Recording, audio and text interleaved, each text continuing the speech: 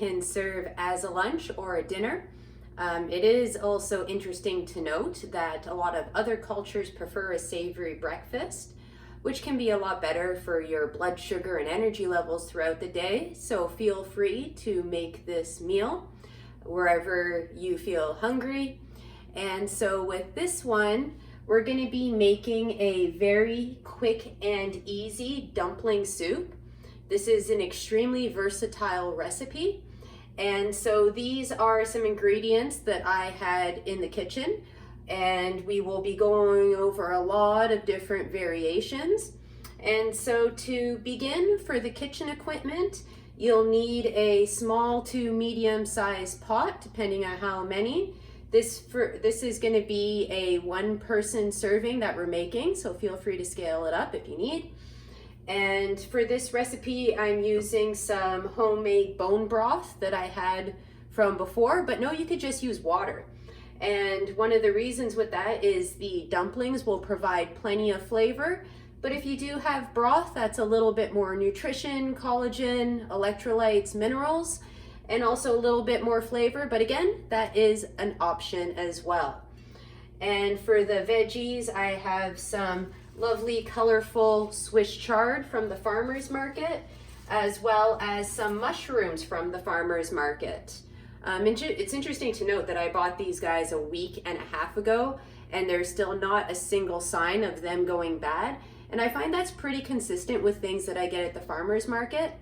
So the one I went to on Sunday was at the P&E, and that market will be open all winter from 9:30 to 2.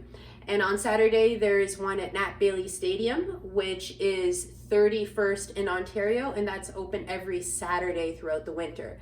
So you could still definitely eat seasonal, get local vegetables, support your local economy and farmers, and keep the buck near us.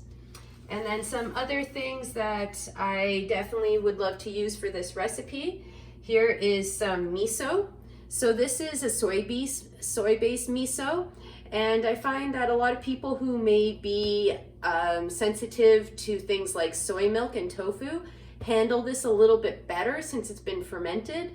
But if you have a known soy intolerance, sensitivity, or allergy, you can also get ones that are made from grains instead. And it is a tasty fermented option, and these things can stay in the fridge for a very long time.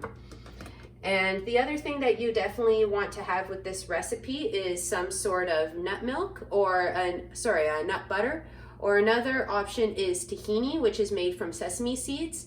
Sesame seeds are super high in calcium and vitamin C. For this one, this is an organic raw hazelnut butter. So this will make it a tiny bit sweet, a little bit more savory. And then some other things I do like to include are some sort of salty flavor. So this one here is namashoyu, and this is actually an unpasteurized organic soy sauce. Another great option is coconut aminos, and that is made from fermenting coconut, so it has no soy, no wheat, no grains in it at all for other food sensitivities. And then some other options, and again, these are just options, and these will be at the end of the recipe that you can add. And again, this will have plenty of flavor even without these things. So here's a little bit of toasted sesame oil. I'm just going to put a couple drops on at the end when it's ready to serve. And then the other thing will be some kimchi. So this is a vegan kimchi. Normally kimchi is made with fish sauce. I personally like both. This one I just really want to get because it was at the farmer's market and I wanted to support a small local manufacturer. All right, so the great thing about this recipe is you can very easily do other things once you have the water going. So I'm going to use maybe about 6 ounces of my chicken broth here. And we will be going over how to make broth. And to be honest, in the winter, I think it's something that everybody should be including in their diet. We actually all used to be in the habit in the home of making broth and sauce like this until MSG was invented. So MSG does have that similar salty malty flavor, but know that it stands for monosodium glutamate. And what this chemical does, unfortunately, is it weakens the gut barrier and it weakens the blood-brain barrier. Now, especially with the blood-brain barrier, it's very, very particular about what should actually be going in there. So if it's weakened, you can expect things like insomnia, foggy brain, trouble focusing, irritability, and some other energy issues. So I like to go with what we have been using for generations upon generations upon generations. And also for those of you who do prefer to eat a little, to respect the full offering of when animals are used for food. This broth uses the bones, so we get to pull nutrition and use every last part of the animal, which is a great way to respect our resources. So just simply throwing it into the pot here. And so I made it just over a little bit inch deep so that it is thick enough to cook the dumplings. And so again, starting here at a medium, and I'm gonna throw in a little bit of the omnipresent Himalayan rock salt into there to give it some flavor. Okay, so I'm just gonna put the lid on this so that it boils a little bit faster. I have it just above medium to get it warm.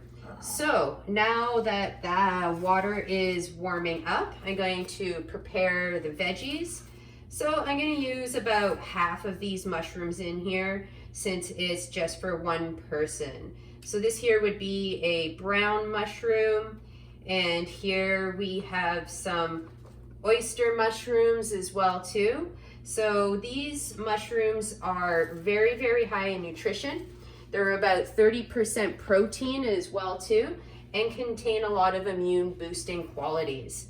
Other things I have used in this soup have been grated or chopped celery. Also grated or chopped carrots go really nice. So I'm just gonna cut these relatively small so that it all cooks quick. So the time that you need to consider for this recipe is basically how long it's going to take you to bring the liquid up to a boil. If you're using room temperature water, that's going to happen a lot faster. And these dumplings take about 7 minutes to cook. Actually, I think these ones are even less. So these ones are only about 3 minutes to cook. And though most of them will have stuff on the back, that will tell you how long. So once this cooks, everything is going to start going in really, really quick. And so these ones I just bought at my local store. If you get other types of, these ones do have a little bit of wheat in the shell. But if you get things more like hargo or wontons, you might be able to find those with rice if you are intolerant to wheat. Also, instead of having dumplings, you could just put in something like little meatballs or maybe even some shrimp as well too. And shrimp will generally cook really, really fast, 2-3 minutes if you buy it raw.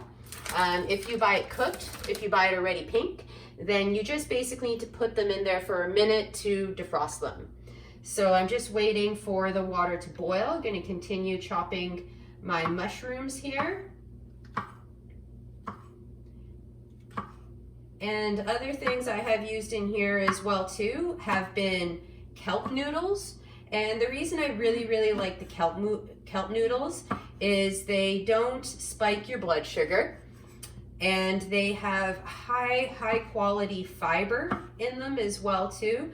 That helps to soothe your intestinal tract while also making sure that stuff doesn't stick around in your system for too long and start to ferment and cause things like bloating or indigestion.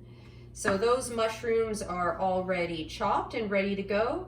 And when they're about this small, it's probably only a 2 to 3 minute cooking time, depending on how well cooked you like your mushrooms. But again, these are something that can be eaten raw, so you really don't need too much time to cook. So definitely a key with this recipe is chopping things nice and thin so that they will cook as quick as the dumplings. So this is getting warm, it's starting to broil a little bit, but it's not quite at boiling. So I'm just going to take the time to have everything else ready by opening my bag here. And as you can see, I cut away from myself there. That's one of the big rules with safe kitchen prep. So another thing I can prep in advance, since this is an organic, raw, natural product, as you can see, the oil is separated from the bulk of the butter there. So I'm going to start softening that. So carefully opening it because there's a layer of oil on the top. And now I'm grabbing a small fork in order to mix everything in. So you just want to make a few gaps here in the oil on the top. And if you can, try and dig towards the bottom so that the oil can start to seep in. So I know this looks like an extra step, but if you find products that don't have this oil on top, that means that they put in some sort of chemical, which are usually called emulsifiers. And emulsifiers, well, your dish soap is an emulsifier. So what it does is it keeps fats in kind of a soluble form, is what emulsifiers do. And the thing about the human body is we are actually made up of a lot of fat, and fat is actually used as part of the lining of your stomach, of your organs, of your skin. So ingesting things that have a sort of natural detergent in them can be a little bit irritating for all of our organs and tissues. And so just keep in mind that a lot of the modern manufacturing processes do rob you of some nutrition or can have low-grade irritating and health-reducing effects. So I'm stabbing this with the fork and giving it a little bit of a turn to make the oil. So once I do this and break it up, once I put it back in the fridge, then a lot of this oil will just naturally start to seep back into the nut butter. So you don't have to mix it too long. I'm just basically waiting for my pot to boil, so I'm doing a little bit more of a thorough job. You can also easily make your own nut butters at home using soaked organic raw nuts and a food processor as well too. So here it's starting to look a little bit more combined together, and I'm still just digging to the bottom and mixing it over, digging to the bottom and mixing it over. And again, you won't have to do this every time you open the jar. You'll just have to do it for the new ones, which shows that you're getting a natural, no preservatives added, healthier nut butter to use. So I put this in the recipe in order to give it more flavor, but it also makes it more filling and more satiating to have the extra high quality fats, the extra fiber, and all of the extra protein. And again, this can really be a fridge soup. Basically, see what you have in there, see what veggies you have in there, and you could throw it all together. All right, so I'm hearing a little bit of bubbling happening here, so it's almost at a boil. So I'm just turning it up high right now to bring it to a boil. Know that when we put this in, it's going to bring the boiling temperature right down. So I'm just starting off a little bit hotter to begin with.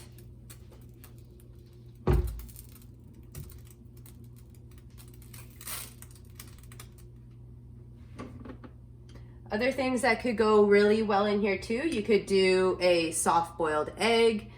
You could also put in some cauliflower rice just by chopping up cauliflower really finely, or using a food processor on the chop function. You could also put things in here like soba noodles as well too.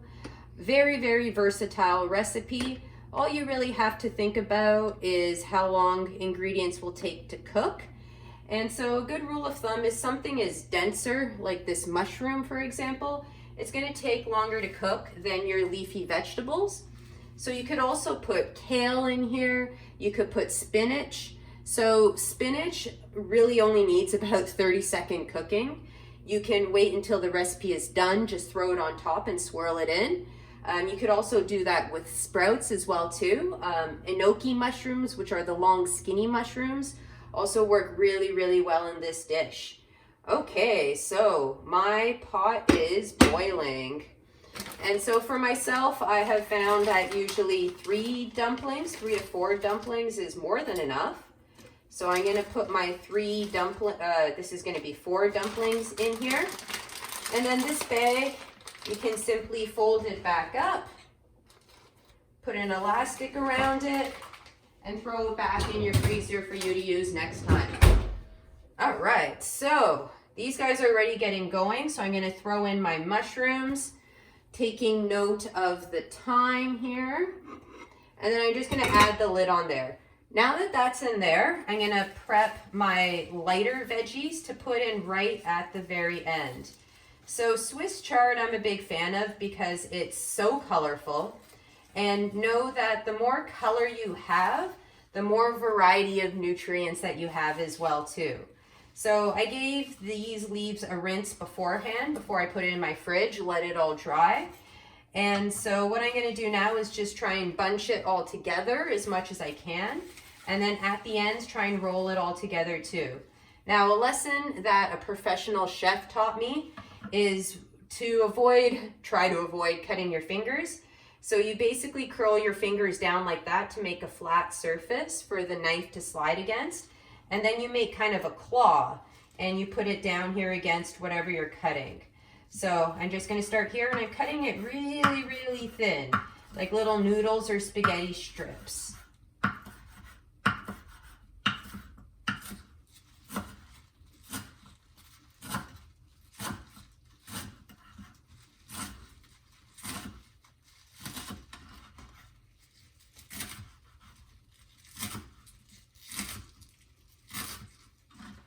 And as you can see, cutting away from myself as well too.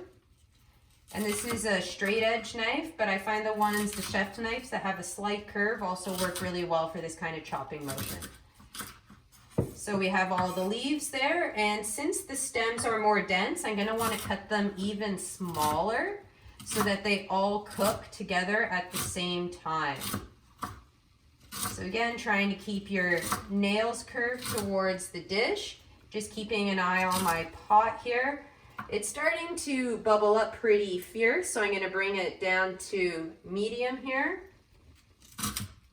And I'm almost done chopping my colorful veggies here. Now, I do think it is pretty important to steam your brassica. So brassica is a family of things that includes broccoli, kale, chard, all of those things. They can have a component in them called goitrogens, which naturally slows down your metabolism. And you'll notice that these things do tend to pop up in the markets around winter time, when the body is trying to conserve energy. So again, this is going back to the old format of human. So this has been going for 2 minutes. I'm gonna let it go for about 1 more minute. And that minute is happening. So for the last 30 seconds here, and I didn't have to stir anything, everything just boils to the top. So now that I have a couple of seconds left, I'm gonna throw in my light leafy vegetables here and just give it a stir to make sure that they all get steamed. Yeah, this is looking super, super colorful right now. I do also tend to like this with a little bit of spice. So if you don't have kimchi to add at the very end, you could do something like paprika or cayenne pepper. Any one of those things is a great option as well too. All right, so I'm just gonna let that steam for a couple of seconds there. And then I'm gonna get my other ingredients ready.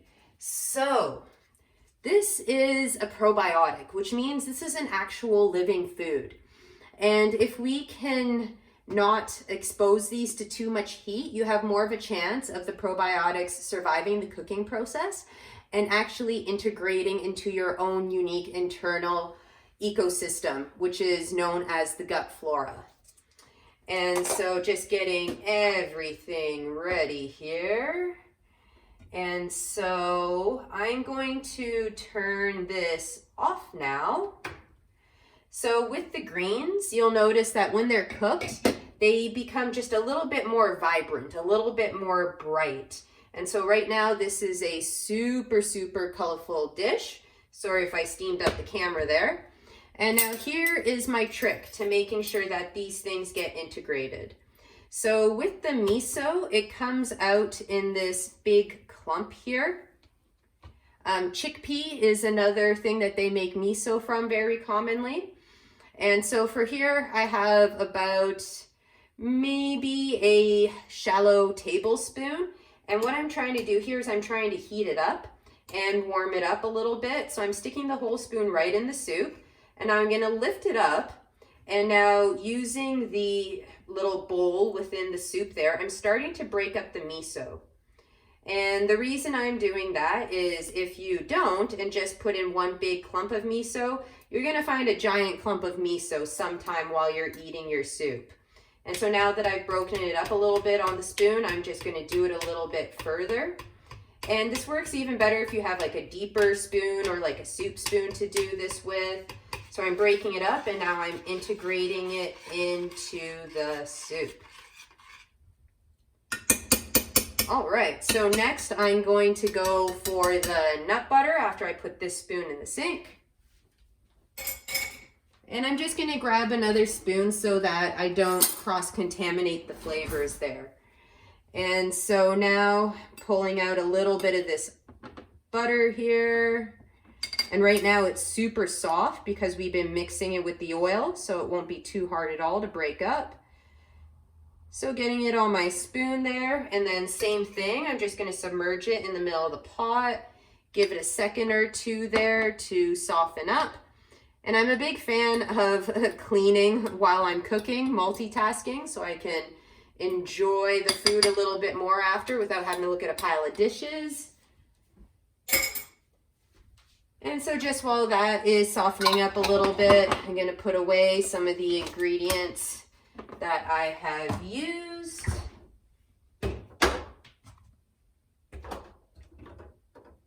And this here is tamari as well too, which also has a great soy taste as well too. And this one is wheat free for those who have sensitivities. All right, so that's a little bit softer, and I'm going to give it the same treatment as the miso paste, where I'm going to break it up a little bit, and I could already see some of the oils floating on top.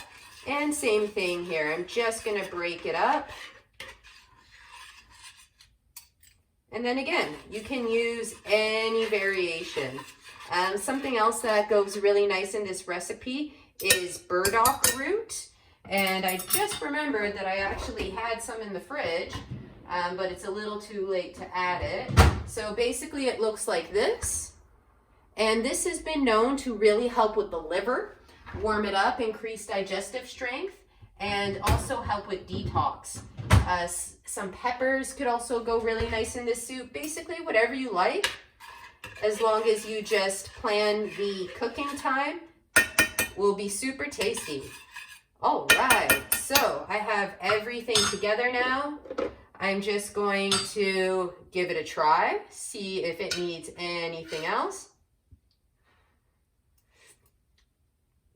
Now I would love just a little bit of salt. So I'm gonna add a little bit here of the tamari, a little bit of splash of flavor and salt there, and a little bit more probiotic. And then for some healthy, high quality fats, just gonna put the oil on here at the end as I don't wanna overheat it. And now this soup is all ready to serve. So I'm gonna grab myself a little bowl here.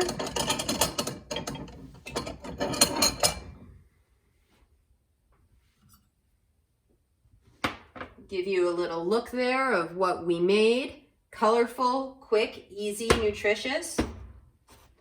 And then just get some of the dumplings out because those are likely to splash when I pour the bowl in. And then scooping up some of those lovely veggies. And this soup tastes amazing reheated as well too. By tomorrow, the flavors will meld together even more, adding a little bit of that tasty juice. And now to give it even more nutrition, more fiber, more probiotics, I'm gonna crack open my fresh kimchi here. Grab a little fork. And you want to look for a kimchi where they have taken the time to break up the chilies, as whole chilies can be somewhat irritating for the folds of your digestive tract. So putting a nice healthy portion in there. And here we have your finished product. So this is very high in protein, fiber, healthy fats, very quick and easy to cook, very versatile. So please, if you have a chance to make this, I would love to know your ideas, your variations, your versions, and stay healthy, stay warm, and enjoy. Thank you.